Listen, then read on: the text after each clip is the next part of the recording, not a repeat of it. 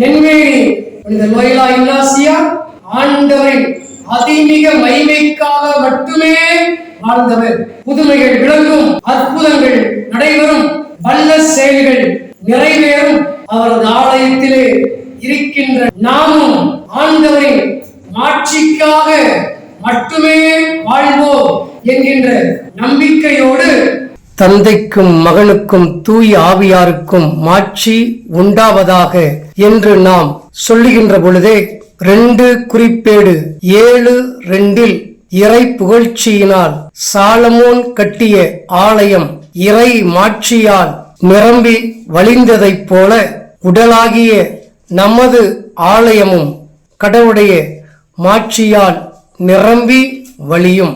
எசையா 60:1 வாசிப்பதைப் போல ஆண்டவரின் மாட்சி நம்மேல் உதிக்கும். எசையா 40:5 வாசிப்பதைப் போல ஆண்டவரின் மாட்சி வெளிப்படுத்தப்படும்.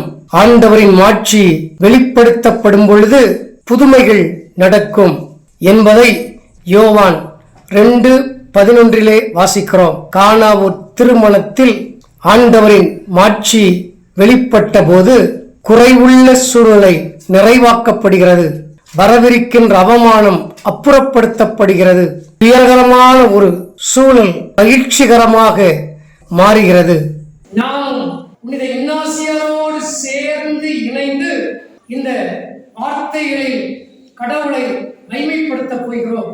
நாமும் அவரும் இணைந்து கடவுளை புகழ்கின்ற வேளையிலே நமக்காக அவர் பரிந்துரை செய்வார். வல்லமையான பரிந்துரையினால் நாம் நிறைவு ஆசீர்வதிக்கப்படுவோம். எல்லாரும் சொல்லுங்க. தந்தைக்கும் மகனுக்கும் தூய ஆவியாருக்கும் மாட்சி உண்டாவதாக. தொடக்கத்தில் இருந்தது போல இப்பொழுதும் எப்பொழுதும் என்றென்றும் இருப்பதாக. ஆமென். தந்தைக்கும் மகனுக்கும் தூய ஆவியாருக்கும் மாட்சி உண்டாவதாக. தொடக்கத்தில் இருந்தது போல இப்பொழுதும் எப்பொழுதும் என்றென்றும் இருப்பதாக. ஆமென். அல்லேலூயா.